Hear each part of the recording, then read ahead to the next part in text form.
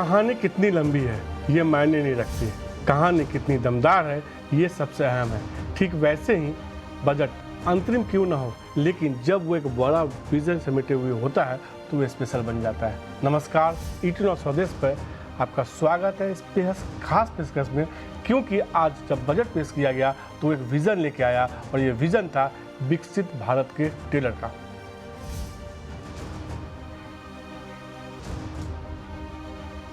बिल्कुल। और नमस्कार, मैं हूं आपके साथ कविता थपलियाल। मेरे साथ है मेरे सहयोगी मनीष मणु। और वित्त मंत्री निर्मला सीतारमण ने भले ही लोक लुभावन वादों की झड़ी नहीं लगाई हो, लेकिन 11.11 लाख करोड़ रुपए का इंफ्रा कैपेक्स, रेलवे के 3 नए कॉरिडोर, राज्यों को विकास के लिए इंटरेस्ट फ्री लोन, 3 करोड़ लखपति दीदी, 5 साल में 2 करोड़ घर, ऐसे कई बातें हैं जो विकसित भारत का ट्रेलर पेश करते हैं। और मनीष, यहाँ पर अगले 1 घंटे में हम इसी को लेकर एक्सपर्ट्स के साथ चर्चा करेंगे। बिल्कुल, सही मायने में देखिए तो ये बजट ना बहुत कुछ कहता है, बिल्कुल बहुत कुछ बताता है। एक बिजनेस चैनल पर हमने लगातार ये चर्चा की, कॉर्पोरेट से बात की, बिजनेस के तमाम जानकारों से बात की, मार्केट के पार्टिसिपेंट से बात की और समझने की कोशिश की।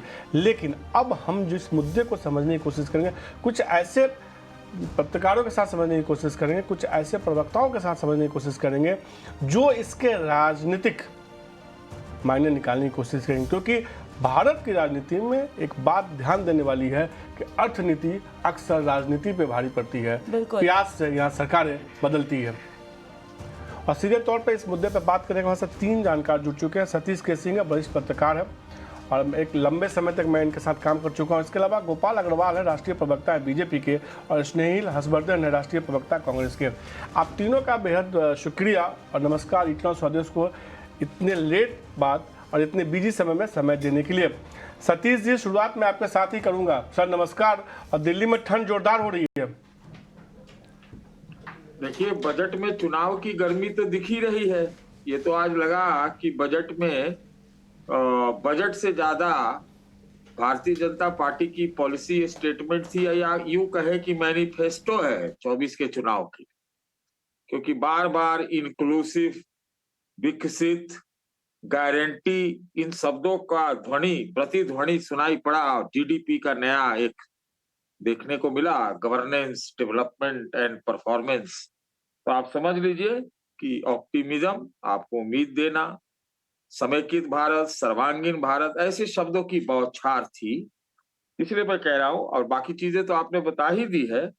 खर्चे पर कंट्रोल, हालांकि मुझे नहीं लगा कि इतना खर्चा पे कंट्रोल करना चाहिए था, लेकिन देख लग रहा है खर्चा कंट्रोल करके आगे बढ़ना चाहते, क्योंकि जो जो उम्मीद पैदा की जा रही है वो ये की जा रही है 2047 के विकसित भारत के ब्लूप्रिंट की गारंटी, जिसका हमको लगता है खुलासा जो जुलाई में जो बजट आएगा उसमें ज्यादा होगा।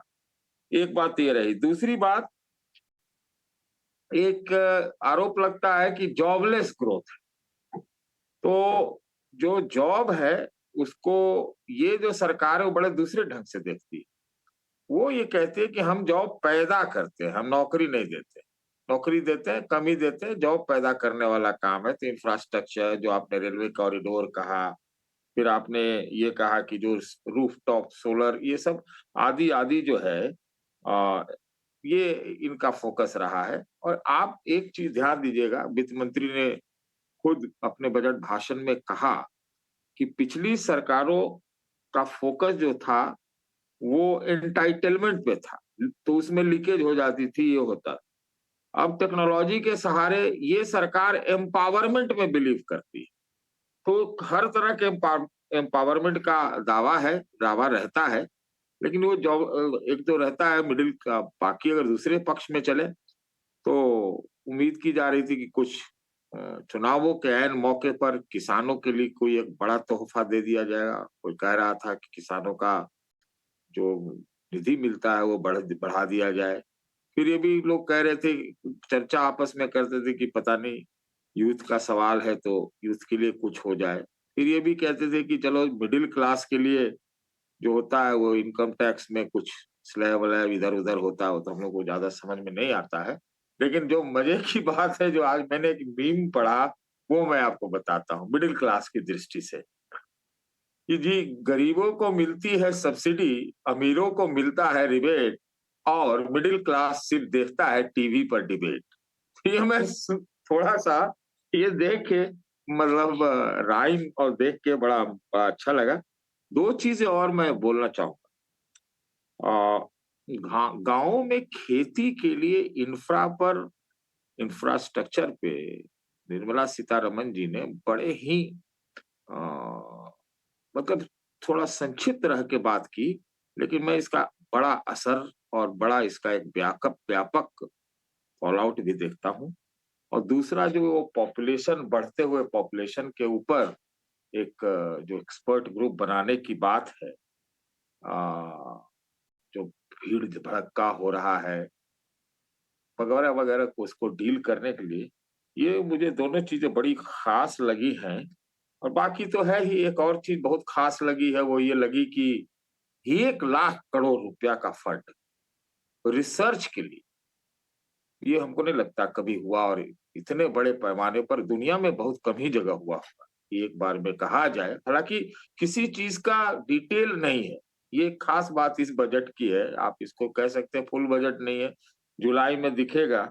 अब जुलाई में क्या होगा वो तो नहीं कह सकते अभी, लेकिन हाँ, और तो पूरा का पूरा ये लबो-लुआब जो आप राजनीतिक शब्द का इस्तेमाल किए हैं, तो एक लगता है कि जैसे एक गवर्नमेंट और एक पार्टी पूरी तरह से कॉन्फिडेंट है, तो कॉन्फिडेंट के नाम पर बहुत फ्रीबी भी दे रही है।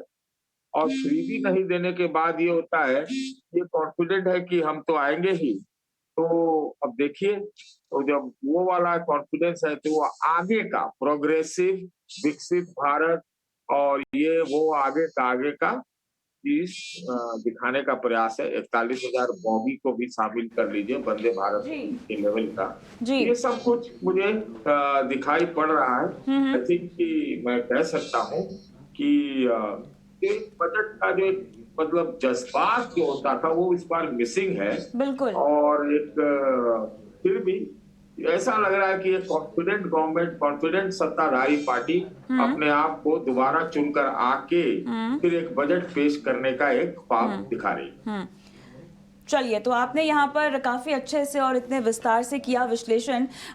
राकेश शेट्टी साहब, कांग्रेस के प्रवक्ता, भी हमारे साथ जुड़ गए हैं। सर, आप यहाँ पर सिंह साहब की बात से कितना इत्तेफाक रखते हैं? और जैसे कि उन्होंने कहा कि ये तो इलेक्शन से पहले का मैनिफेस्टो है जो सामने आया है, काफ़ी कॉन्फिडेंट सरकार है और काफ़ी कॉर्पोरेट सरकार का बजट भी लगा। ये हमारे बाकी तमाम पैनलिस्टों ने भी कहा जिन्होंने बजट को लेकर काफ़ी तारीफ भी की है। आप कैसे इसे देखते हैं? देखिए, हमने नरेंद्र मोदी जी जब 2014 में सरकार में आए, उसके बाद 19 में आए, हमने हमेशा देखा कि नरेंद्र मोदी सरकार बहुत ही अच्छा रोजी पिक्चर देती है। जैसे उन्होंने 2 करोड़ नौकरियों की बात की थी, किसानों की आय डबल करने की बात किया था, 100 स्मार्ट सिटी बनाने की बात हुई थी, और डिफेंस और हेल्थ केयर का जो पैरामीटर को बढ़ा देने की बात की थी। आज हमने देखा कि वो डिफेंस और हेल्थ केयर सेक्टर में हमने देखा कि 1.5% से बजट को नीचे लेके आ गए। Employment, unemployment rate all time high है, मतलब आज अनएम्प्लॉयमेंट 45% पे है। अगर आप पीएलएफ एफसी का रिकॉर्ड देखोगे तो जब आज क्या हुआ है कि न्यूज़ चैनल्स हुआ या इकोनॉमिस्ट है या बिजनेस हाउस है, आज एक घबराहट का माहौल है कि लोग कोई प्रश्न नहीं उठा रहे। कोई नरेंद्र मोदी जी से ये नहीं पूछते कि आप 2013 में और 19 में ये कहते थे कि जो काला धन देश में आएगा, उसके बाद सैलरीड जो स्ट्रक्चर्ड लोग हैं, जिनका सैलरी में से टीडीएस और टैक्स कट जाता है, उनको आप कुछ बेनिफिट देने वाले थे। आज कोई ये नहीं पूछ रहा है कि उनको बेनिफिट देने वाले थे तो उसका क्या हुआ। किसानों का हालत आप देखिए, आज यूरिया जो 450 का था वो 1000 रुपया का पहुंच गया।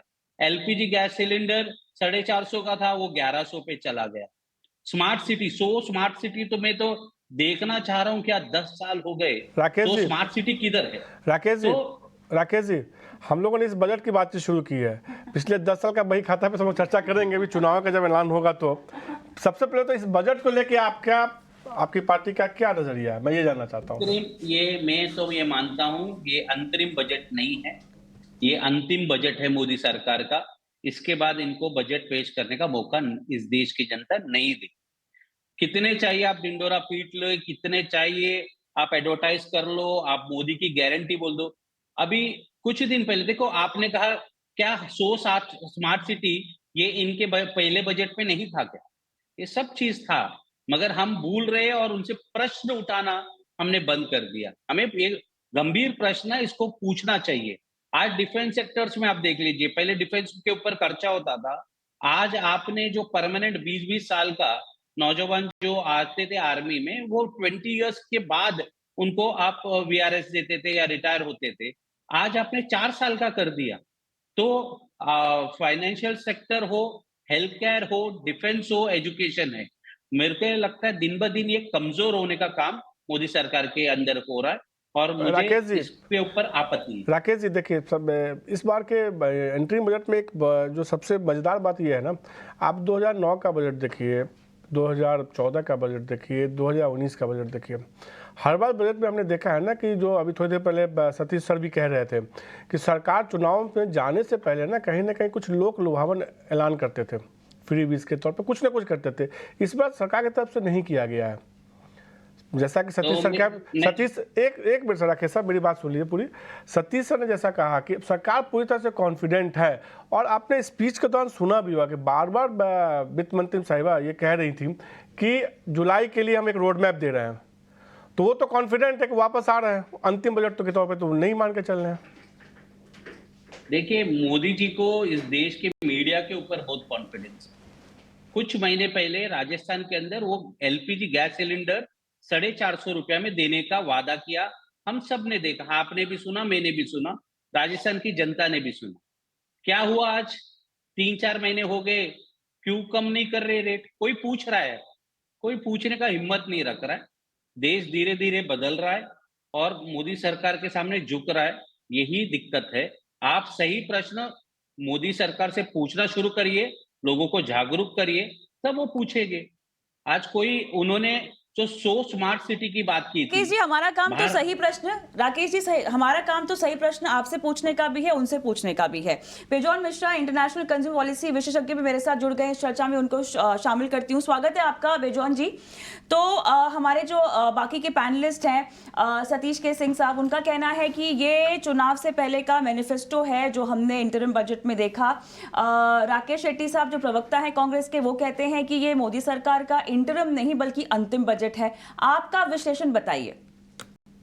देखिए, हम अपॉलिटिकल आदमी हैं, तो हम तो केवल इकोनॉमिक्स पे जाएंगे।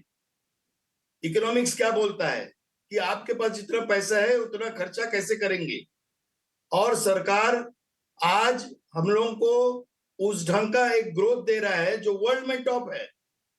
हम लोग 7% ग्रोथ रेट दिखा रहे हैं जो वर्ल्ड में टॉप है। वो कैसे हो पा रहा है?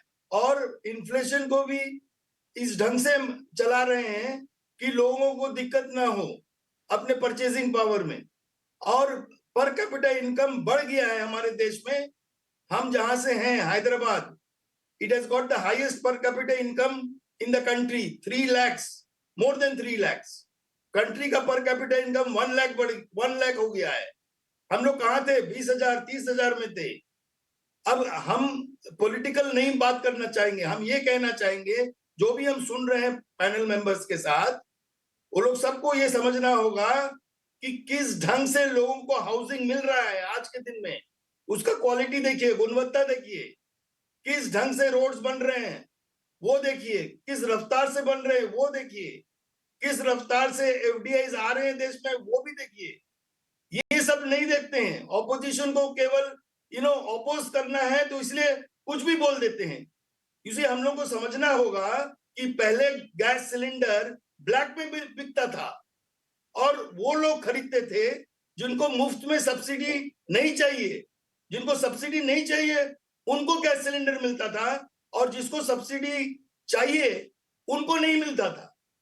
तो हम लोग को ये समझना होगा कि सब्सिडी यदि हम दें, सब्सिडी हम उनको दें जिनको एक्चुअली सब्सिडी चाहिए, और डायरेक्ट ट्रांसफर देखिए किस ढंग से आज तो मिडिलमैन, कमीशन खोर सब गायब हो गए हैं। डायरेक्टली अकाउंट में पैसा आ रहा है बेनिफिशियरीज का। ये सब तो बात नहीं करेंगे ऑपोजिशन। ऑपोजिशन ये नहीं बात करते हैं कि इसको कैसे एक सक्रिय रूप दे सके, कैसे लोगों में जागरूकता ला सके, कैसे लोगों को जानकारी दे ताकि उनको ये बेनिफिट मिले। जो स्कीम्स बन रहे हैं, आपका हमारा पैसे से जो स्कीम्स दिया जा रहा है टैक्स पेयर का, वो नहीं बात करेंगे। हम केवल एक ही चीज कहना चाहेंगे कि आज घर सब जगह पे नल से जल, हर जगह पे हम लोग देख रहे हैं विकास हो रहा है। और जैसे हम आपको बताए भी कि हमारा डेफिसिट जो है उसको भी एक नियंत्रण रूप से लेकर चल रहे हैं, इन्फ्लेशन को सही ढंग से लेकर चल रहे हैं ताकि ज्यादा हाथ से ना निकल जाए। अब वर्ल्ड में देखिए क्या हो रहा है कोविड के बाद। बिल्कुल बेजान सर, और ये चर्चा भी अब 1 घंटा करने वाले हैं, क्योंकि अब से जो है ना खासतौर पे कंज्यूमर मामलों में कविता बेजौन सर से बड़ा नाम कोई इंडिया में नहीं है, जिस मुद्दे पर उन्होंने हमेशा जो है ना अपनी बातें बहुत बेबाकी तौर से रखे हैं। लेकिन एक और खास मेहमान जुड़ चुके हैं, गोपाल अग्रवाल जी है, राष्ट्रीय प्रवक्ता बीजेपी के। सर नमस्कार, और अपने बिजी शेड्यूल से समय देने के लिए इतना स्वदेश को आपका बहुत शुक्रिया। जिस तरीके से ये बजट पेश किया गया, और गोपाल जी के बारे में बता दूं, इनको राजनीति के साथ ना इकोनॉमिक्स की भी बहुत समझ है। तमाम जो है ना अंक गणित, नफा नुकसान, इनको सब पता है, कैसे नंबर्स इनको याद रहते हैं। इस पर जो बजट पेश किया गया, इसमें इंटरिम बजट में जनरली हमने ये देखा गोपाल जी, जैसे 2019 का था तो टैक्स की छूट बढ़ा दी गई थी, आयुष्मान भारत योजना, किसान सम्मान निधि योजना के लॉन्च किए गए थे। उसके पहले के हमने चुनाव में देखा कि सरकार जो है चुनाव से पहले जाने में कुछ ना कुछ ऐसा ऐलान करती थी जो लोगों को पसंद आए। इस बार के बजट में ये सब कुछ नहीं हुआ। सरकार ने सीधे तौर पे ये कह दिया कि हम फिस्कल डेफिसिट को घटाएंगे, टैक्स में कोई छूट नहीं देंगे, और हम ये सब करेंगे अच्छी अच्छी बातें जब हम जुलाई में आएंगे। सरकार पूरी तरह से कॉन्फिडेंट है कि जुलाई में आ रहे हैं। बहुत महत्वपूर्ण बात आपने कही है। देखिए, अभी इलेक्शन बिल्कुल पास है। अगर किसी भी पॉलिटिकल पार्टी को इलेक्शन के पास में बजट लाना होता है तो जनरली उसको लालच होता है कि वो लोक लुभावने अनाउंसमेंट्स कर दे और इलेक्शंस में जनता का समर्थन और सहयोग उसने प्राप्त कर ले। लेकिन प्रधानमंत्री मोदी जी का काम करने का तरीका यह है कि जिस चीज की आवश्यकता है उस पर फोकस करना है। तो अभी देश की अर्थव्यवस्था बहुत तेजी से बढ़ रही है, और उस तेज गति से अर्थव्यवस्था जो बढ़ रही है, भारत का एक बहुत बड़ा स्वाभिमान और पॉजिटिव इम्पैक्ट पूरे विश्व के इन्वेस्टर्स को जा रहा है। तो उसको मेंटेन करना, उसको सस्टेन करना प्रधानमंत्री जी की पहली प्राथमिकता थी। और ये बहुत महत्वपूर्ण बात है आपने जो कही है, मैं ये बार बार आज दिन में कह रहा हूं कई जगह पे, और यह यहाँ भी कहना चाहता हूं कि इस लालच को, लोक लुभावन घोषणाओं करके इलेक्शन में जाने की बजाय प्रधानमंत्री जी ने यह स्पष्ट संदेश दिया है कि देश की अर्थव्यवस्था के प्रति वह पूरी तरह से फोकस्ड है, जागरूक है, और वो जानते हैं कि इस समय देश ऐसे मोड़ पे है जब बहुत तेज गति से हम आगे बढ़ सकते हैं अगर हम इन प्रमुख चीजों को ध्यान में रखें। तो देखिए, सबसे बड़ी बात है कि 11 लाख करोड़ का कैपिटल एक्सपेंडिचर इंफ्रास्ट्रक्चर में सरकार ने इस बजट पे घोषणा की है, और यह 11%। पिछले साल भी 1 लाख करोड़ का जो इन्वेस्टमेंट था, उस 10 लाख करोड़ का जो इन्वेस्टमेंट था उसको 11 लाख करोड़ का इस बार करके सरकार ने ये प्रतिबद्धता दिखाई कि हम इन देश के इंफ्रास्ट्रक्चर को, चाहे वो रेल कॉरिडोर हो, चाहे एयरपोर्ट के नंबर ऑफ एयरपोर्ट्स को दुगना करने की बात हो, चाहे रोड्स इनकी इंफ्रास्ट्रक्चर की हो, ब्रिजेस के है, तो इन सब चीजों को सरकार ने पूरी तरह से इस बजट पे प्रावधान किया है। दूसरा, अर्थव्यवस्था के लिए क्या महत्वपूर्ण है कि जो फिस्कल डेफिसिट है, जो आपने भी कही अभी बात, कि फिस्कल डेफिसिट अगर सरकार कंसोलिडेट करके सही रखती है बजटीय घाटा, तो जो बाकी सारे मैक्रो इकोनॉमिक पैरामीटर्स हैं इकोनॉमी के, चाहे एफडीआई को अट्रैक्ट करने की बात हो, चाहे इन्फ्लेशन को की बात हो, या डेट टू जीडीपी को की बात हो, या फिर आने वाले समय में जो सरकार को बोरोइंग के लिए स्पेस चाहिए उसकी बात है, तो macro economic parameter fiscal deficit के साथ बहुत मजबूत अर्थव्यवस्था का संदेश पूरे विश्व को देते हैं।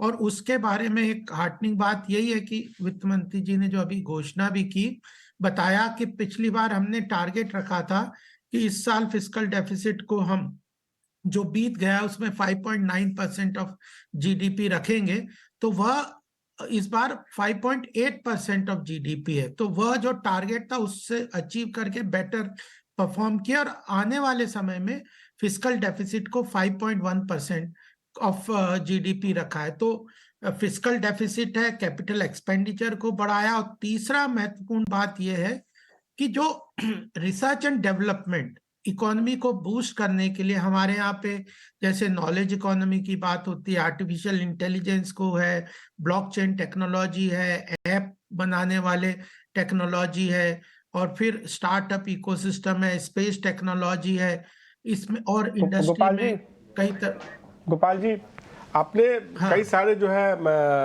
बातें गिनाई हैं जो इस बजट को लेकर बहुत पॉजिटिव है, या सरकार की योजनाओं की या सफलताओं को आपने बताया। लेकिन राकेश सेट्टी जी हैं, कांग्रेस के प्रवक्ता, वो तो कह रहे हैं कि ये बस चुनाव से जाने का पहले का घोषणा पत्र है।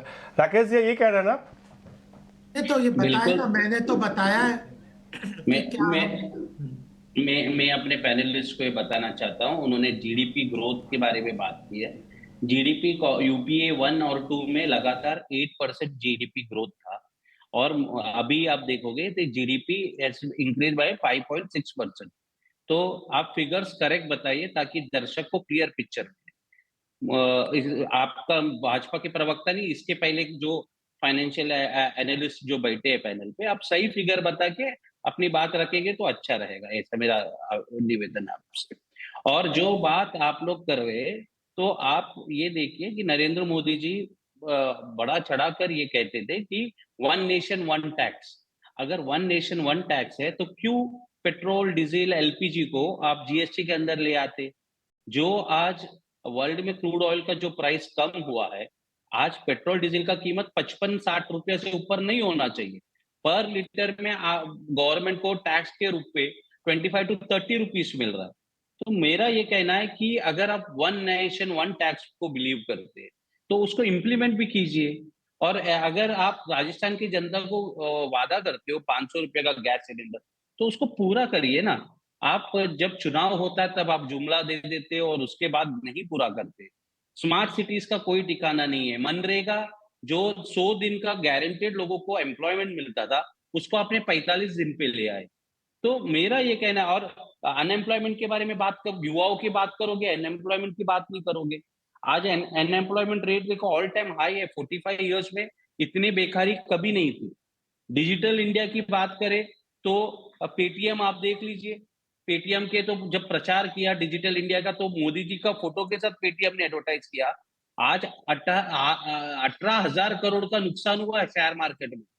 जो मध्यवर्ती जो इन्वेस्टर है उनका पैसा गया है, और ये 18,000 करोड़ का नुकसान कौन बेयर करने वाला है? आम आदमी के जेब से ये पैसा गया है। तो इसका भी जवाबदेही सरकार को लेना चाहिए और उस पर जवाब देना चाहिए। दिक्कत ये है गोपाल सर कि हम गोपाल जी सर क्या कहेंगे सर आप? देखिए, डेटा की बात करें, सबसे पहली बात है कि इन्होंने कहा कि इलेक्शन के पहले का ये एक घोषणा पत्र है। मैंने तो स्पष्ट रूप से बताया कि कैसे अर्थव्यवस्था को आगे बढ़ाने के लिए कैपिटल एक्सपेंडिचर की बात है, फिस्कल डेफिसिट को कंट्रोल करने की बात। और एक और बात जो आप रुक गई थी, मैं बता दूं कि बहुत लोग पूरे विश्व में कहते थे कि डेट टू जीडीपी रेशो एक बहुत बड़ा चुनौती है हमारे यहाँ पे, और ग्लोबली चाहे जापान को देख लीजिए, यूरोप के कई कंट्रीज को देख लीजिए, उनका डेट टू जीडीपी रेशो 300, 400 के अनुसार हो गया, अनुपात में हो गया है। भारत में पिछले साल जो पूरा बोरोइंग, गवर्नमेंट बोरोइंग थी, वह 15,43,000 करोड़ की थी। इस साल उसको घटा के इस बार प्रोविजन जो किया है वो 14,13,000 करोड़ का डेट लेने का प्रावधान किया, यानी 1,30,000 करोड़ का तो कम डेट लेंगे। साथ में जो जीडीपी बढ़ेगी तो debt to GDP ratio further improve होगा। तो इनोवेशन फंड में 1 लाख करोड़ की बात है, कॉर्पस बनाया है। इंफ्रास्ट्रक्चर में 11 लाख करोड़ का सरकार खर्च कर रही है। फिस्कल डेफिसिट 5.1% का टारगेट रखा हुआ है। उसके साथ फिर ये जो बोरोइंग है गवर्नमेंट की, वह उसको कम कर दिया है। चौथी बात, एक और महत्वपूर्ण बात है कि स्टेट्स को 75,000 करोड़ रुपया स्टेट्स को इंफ्रास्ट्रक्चर प्रोजेक्ट के लिए केंद्र सरकार देगी, और 1,13,000 करोड़ उनको अपने बजट के कुछ प्रावधानों को ठीक करने के लिए 1,13,000 करोड़ का अतिरिक्त जल्दी से राकेश जी, आप क्या कहना चाहते हैं, कहिए, फिर मैं फटाफट जो है ना सतीश जी के पास जाऊंगा, बिजन सर के पास जाऊंगा। देखिए, जब भी यूपीए 1 और 2 का सरकार थी कांग्रेस की, तब इकोनॉमी का जो हमारा कंपटीशन होता था चाइना के साथ कंपेयर करते थे। जब से नरेंद्र मोदी जी आए, जब भी कंपैरिजन है वो पाकिस्तान के साथ करते। जैसे ही हम तो चाइना को पीछे छोड़ दिए।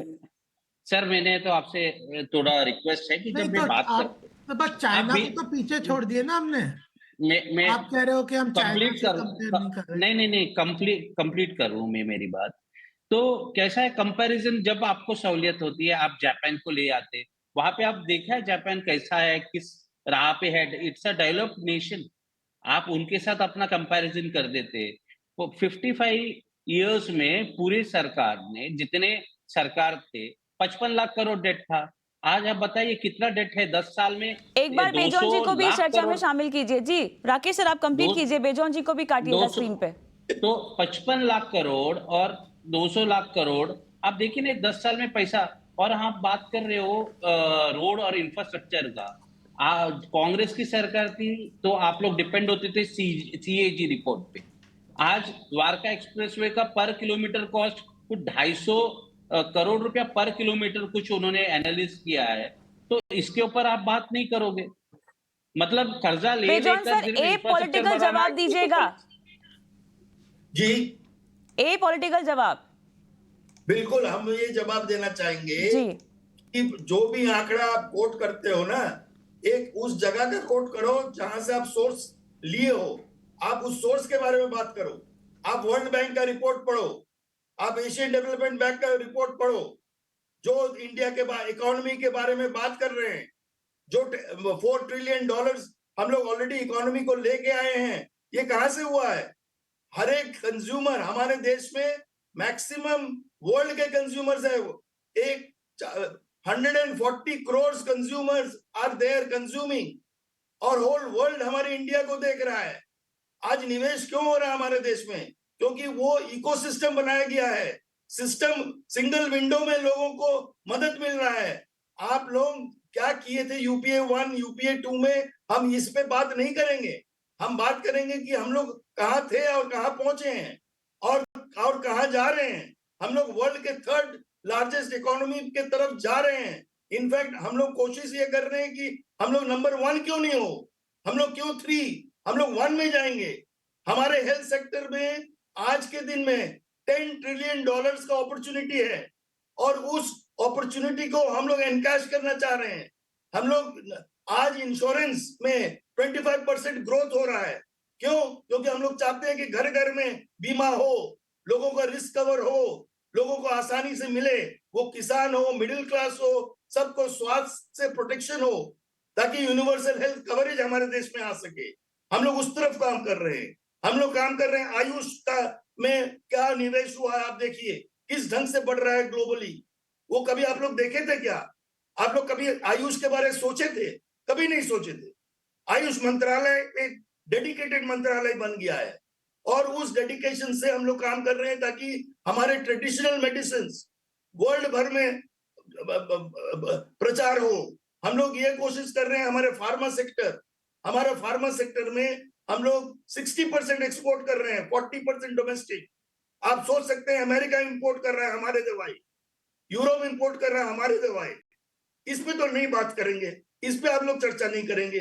अरे जिन लोग मेहनत कर रहे हैं, जो लोग आगे ले जा रहे हैं हमारे इकोनॉमी को, उनको भी तो शाबाशी दीजिए, उनको मोटिवेट कीजिए। उनको और मतलब मोटिवेट करने से हम लोग का एम्प्लॉयमेंट और बढ़ेगा।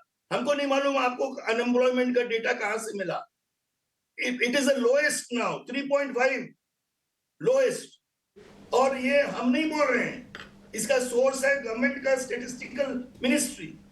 तो आप किसको विश्वास करेंगे जो साइंटिफिकली उसको क्रिएट डेटा को बना रहा है कि जो एक हाँ, कोई छाप देता है पत्रकार, उसको लेकर आप चलेंगे। बिल्कुल बिल्कुल बेजन सर, सतीश सर के पास चलते हैं, कुछ चीज़ समझने की कोशिश मैं करता हूँ।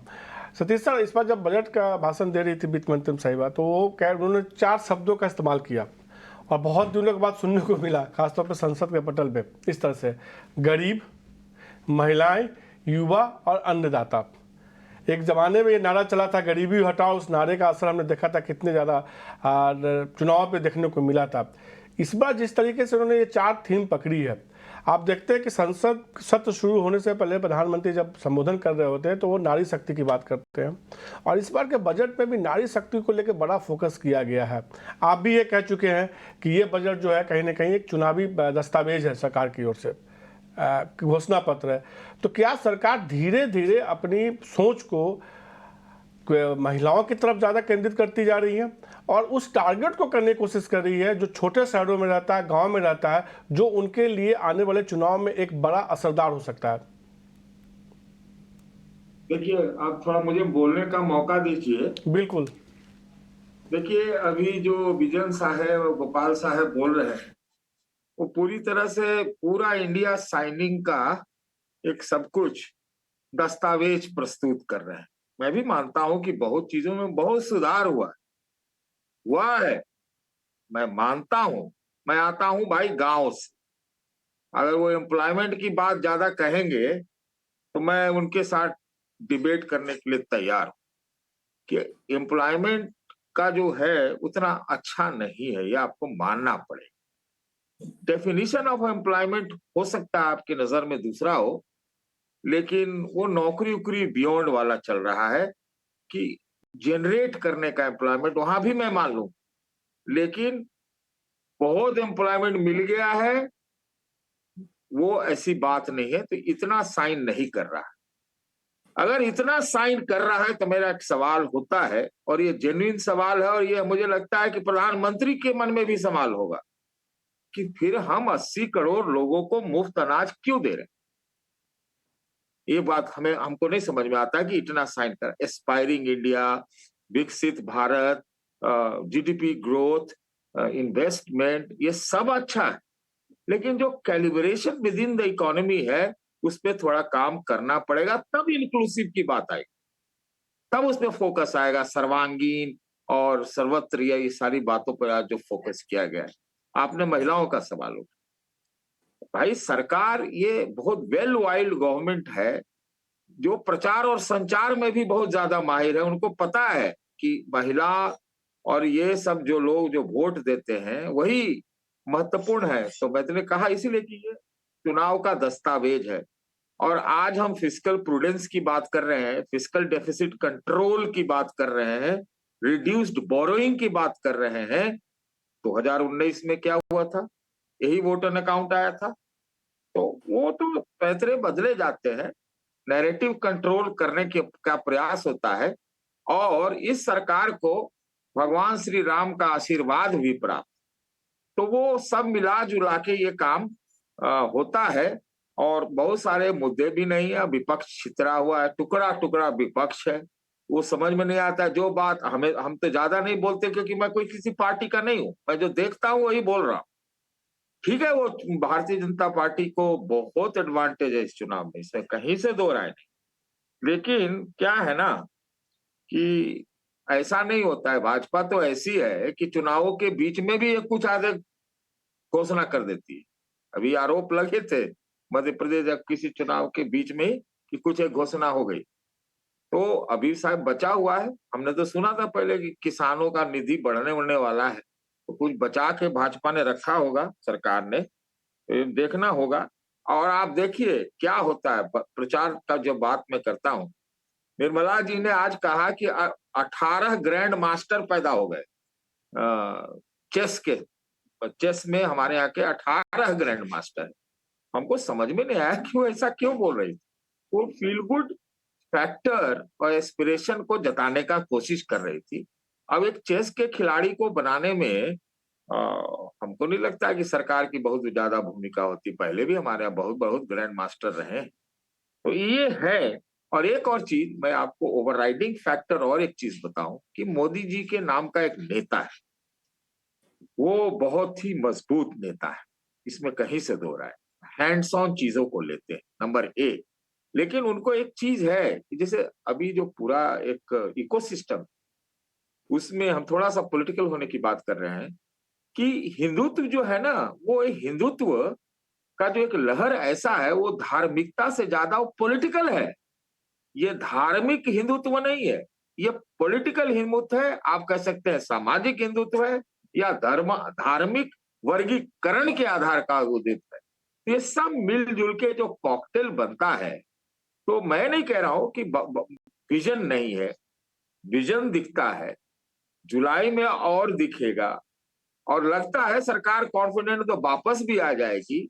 लेकिन एक चीज इनको करना पड़ेगा। जब युवा की बात करते हैं और जब बाकी लोगों का इंक्लूसिव ग्रोथ की बात करते हैं, सस्टेनेबल ग्रोथ की बात करते हैं, समावेशी की बात करते हैं, इसके हिसाब से भी आर्थिक नीतियों में समय आने के हिसाब से जरूरी परिवर्तन करने पड़ेंगे। ख्याल से सतीश सर, आपने कई सारे सवाल यहाँ पर छोड़े हैं जो गोपाल साहब को जिनके जवाब देने होंगे। प्रचार प्रसार की सरकार, फील गुड फैक्टर वाली सरकार और 80 करोड़ लोगों को फ्री अनाज क्यों दे रही वाली सरकार। तो चलिए इन तमाम सवालों के जवाब लेंगे हम भाजपा के प्रवक्ता से, लेकिन ये सब कुछ होगा इस छोटे से ब्रेक के बाद। विकसित भारत का ट्रेलर, ये शो चल रहा है 18 नाउ स्वदेश पर, आपको बने रहना है हमारे साथ।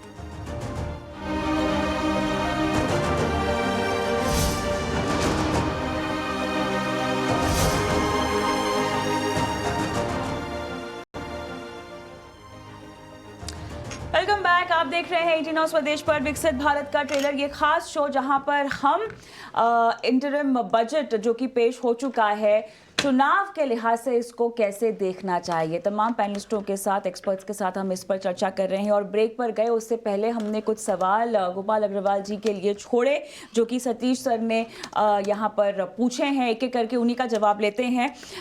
गोपाल अग्रवाल साहब बताइए, क्यों यहाँ पर फ्री अनाज दिया जा रहा है अगर सरकार इतनी सशक्त है? अच्छा, फील गुड फैक्टर है तो अगर है तो उसको महसूस ही क्यों किया जा रहा है, उसका बखान क्यों किया जा रहा है? और प्रचार प्रसार की सरकार है, ये तो हर पॉजिटिव को और बढ़ा चढ़ा कर दिखाती है।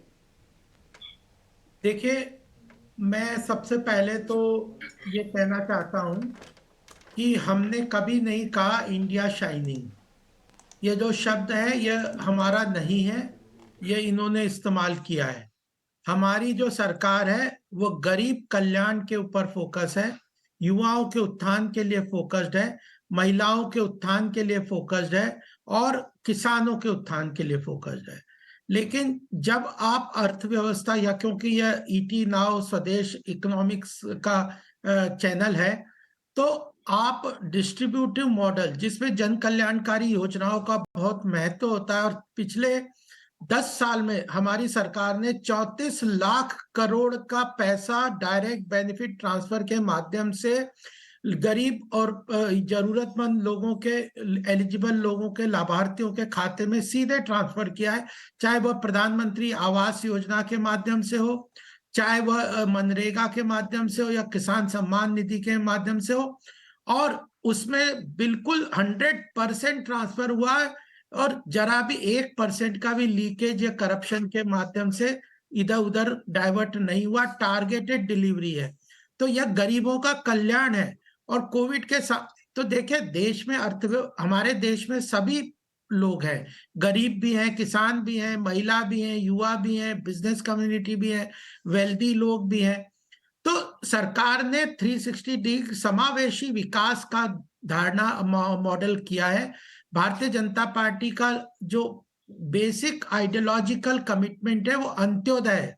देश के विकास में, देश के अर्थ में समाज के अंतिम व्यक्ति की भागीदारी सुनिश्चित करना हमारा लक्ष्य है। और इसीलिए वित्त मंत्री ने जो इस बजट को हेडलाइन दी थी, वो people centric inclusive development model को हमने अपनाया है।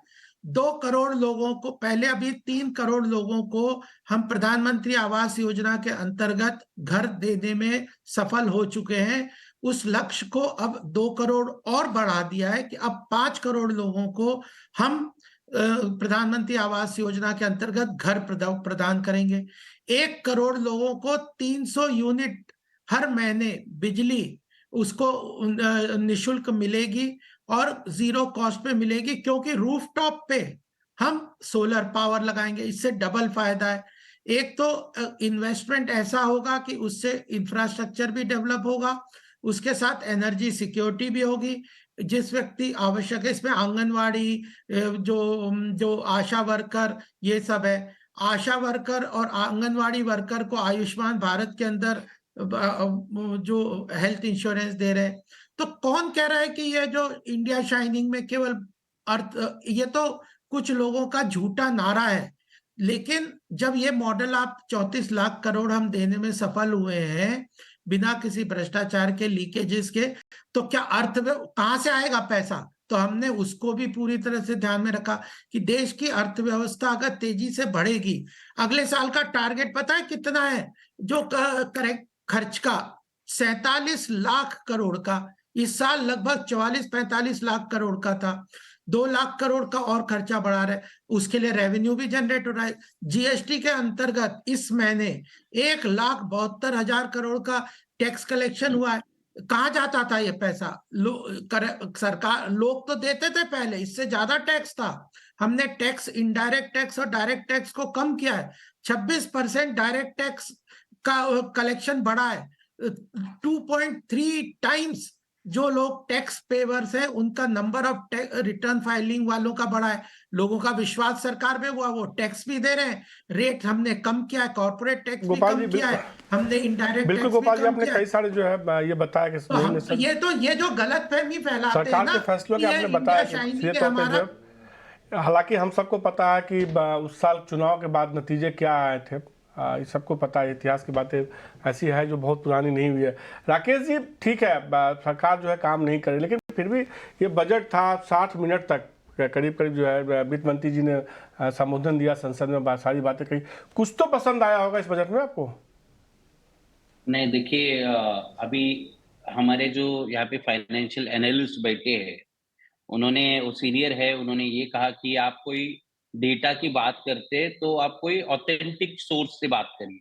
तो मैं उनको 2 डेटा देना पेश करना चाहूंगा। एक तो आईएमएफ ने ये कहा कि जिस हिसाब से भारत सरकार कर्ज ले रही है, तो उन्होंने ये आकलन पेश किया कि 100, मतलब आप इतना ज्यादा कर्ज ले रहे कि 100% ऑफ योर जीडीपी, मतलब आप जीडीपी के से भी ज्यादा आप कर्ज ले सकते हैं, इतना रेड लाइन अपने पे आ गया है।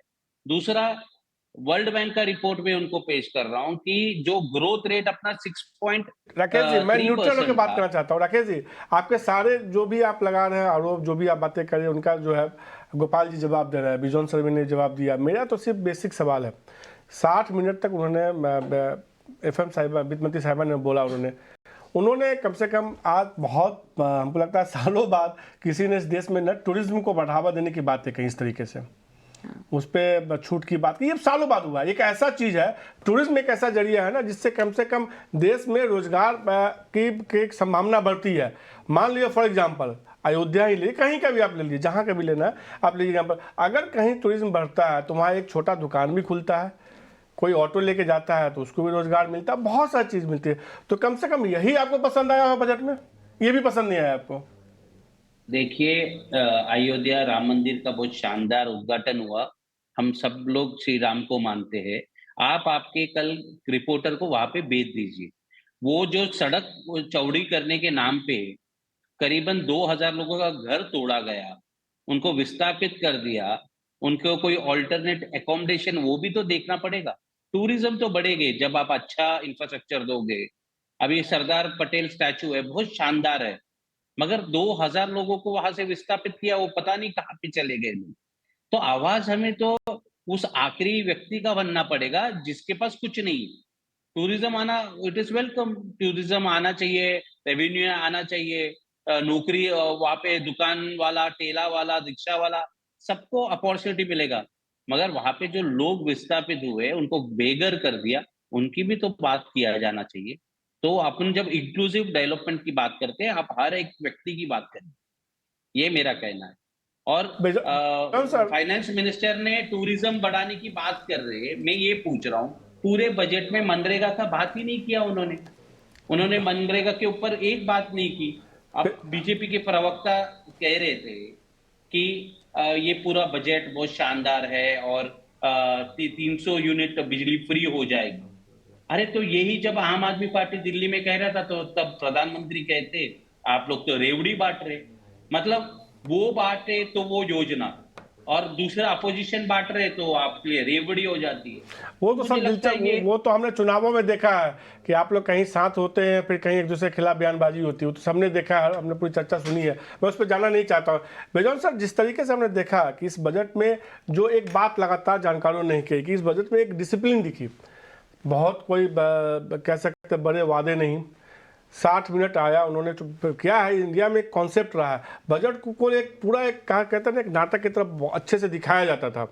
इस बार ऐसा कुछ नहीं हुआ। उन्होंने 60 मिनट आई, उन्होंने बयान दिया, उन्होंने अपनी बातें रखी और एक डिसिप्लिन तरीके से उन्होंने जीडीपी के फिजिकल डिफिसिट घटाने की भी बात की और उन्होंने कहा कि हम जो आएंगे आगे करेंगे, अभी तो हम कुछ नहीं कर रहे हैं।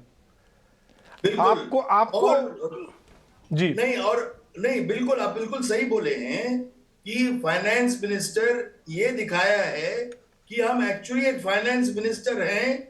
एक lady 6 times she has presented the budget. ये इंटरिम बजट है और ये भी दिखाया है कि हम कोई ऐसा भ्रामक रूप से फाइनेंशियल जगलरी नहीं करेंगे। हम एक सस्टेनेबल ग्रोथ को आगे ले जाएंगे 4 महीने के लिए। फिर जब हम वापस आएंगे तो हम सही ढंग से जो बजट लोग चाहते हैं उसको और भी एक दिशा देंगे। लेकिन इंटरिम बजट में ये भी देखना चाहिए कि कहां कहां हम लोग क्या और कर सकते हैं। ये 4 महीने में गति नहीं मतलब कम हो, सही ढंग से आगे बढ़े, एनफ रिसोर्सेज, क्योंकि ये वोट ऑफ अकाउंट है। तो ऐसे वोट ऑफ में अकाउंट बिजॉन सर ऐसे में ऐसी कौन कौन सी बातें जो आपके मुताबिक मिस हो गई हैं फिर? नहीं मिस, देखिए मिस हम नहीं कहेंगे, हम ये कहेंगे कि अब हम लोग को ये सोचना पड़ेगा कि कहां कहां से हम लोग और रिसोर्स ला सकते हैं, किस ढंग से हम लोग अच्छी गवर्नेंस चला सके ताकि कम से कम पैसे में हम लोग सरकारी तंत्र को चला सके, एफिशिएंसी लाएं, कोर्ट्स में एफिशिएंसी लाएं, हर जगह पे इस ढंग का एफिशिएंसी लाएं कि जो चीज पहले से 60 दिन में होता था वो हम लोग कैसे 40 दिन में कर सकें, ताकि इस एफिशिएंसी से लोगों को कम से कम पैसे में अच्छा गुणवत्ता सामान मिले। आज आपको मालूम नहीं होगा क्योंकि हम इन्वॉल्व हैं, क्वालिटी काउंसिल ऑफ इंडिया को लेकर सरकार ने हर स्कीम को इवैल्यूएट कर भी रहे हैं। वो अपने को पारदर्शिता लाते हैं और जो हमारे पैनलिस्ट बोलते हैं कि सीएजी रिपोर्ट क्या, हर पार्लियामेंट में डिस्कशन होता है उसको लेकर, हर इलेक्टेड रिप्रेजेंटेटिव उस पर डिस्कशन करते हैं। सरकार बाध्य है कि सीएजी रिपोर्ट पे कार्रवाई हो और ये कार्रवाई होता है, उसमें इंप्रूवमेंट लाया जाता है।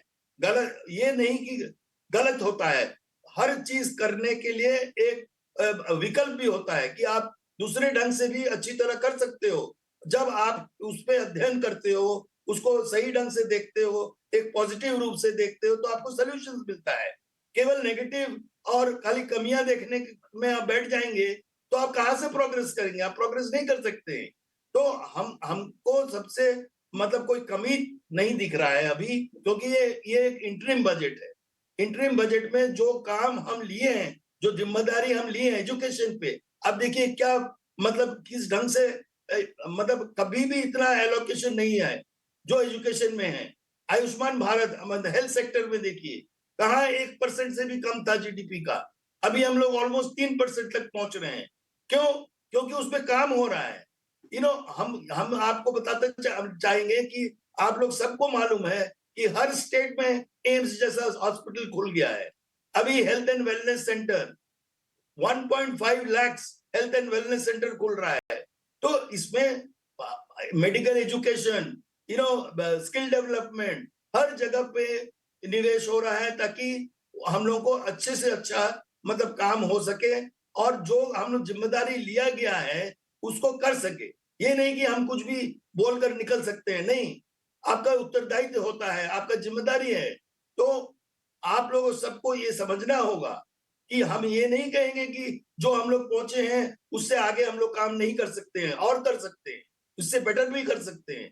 तो कमी केवल यही हम देखेंगे कि हम लोगों को जब फिर से सरकार नया गठन होगा तो रियल बजट आगे का जो दिशा है 5 साल के लिए वो क्या होगा, किस ढंग से आगे बढ़ेंगे, किस ढंग से होगा हमारा जी। इकोनॉमी। जो डायरेक्शन फिलहाल संकेत दिए जा रहे हैं फुल फ्लेज बजट में, क्या उसी डायरेक्शन में सरकार आगे बढ़ेगी? लेकिन सतीश सर, 4 स्तंभों की हमने बात की जहां पर युवा, महिला, गरीब और किसान पर रणनीतियां बनाई गई और भारत और मॉडर्न भारत का जो फोकस रहने वाला है उसकी एक तस्वीर दिखाई दी। लेकिन यहाँ पर एक टूरिज्म सेक्टर भी है जो कि बहुत स्पेसिफिकली मुझे आपसे समझना है। जिस तरह से इसको बढ़ावा दिया जा रहा है, क्या कहेंगे, देर आए दुरुस्त आए, सही समय और बढ़ावा देना चाहिए? बिल्कुल।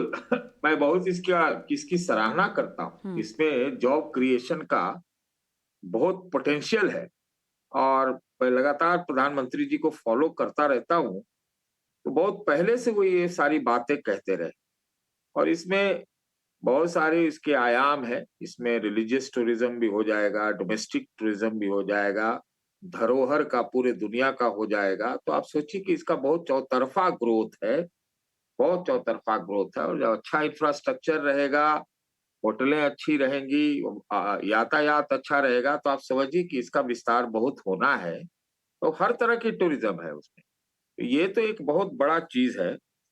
इसमें हम कहीं से इसको दो राय नहीं करेंगे। हमारा सिर्फ इतना ही कहना था कि जैसे 1 लाख करोड़ का जो टेक्नोलॉजी इनोवेशन फंड जो किया गया है, ये बहुत बड़ी बात है, बहुत बड़ी बात है। कभी उदाहरण होंगे पूरी दुनिया में तो ऐसा हुआ है।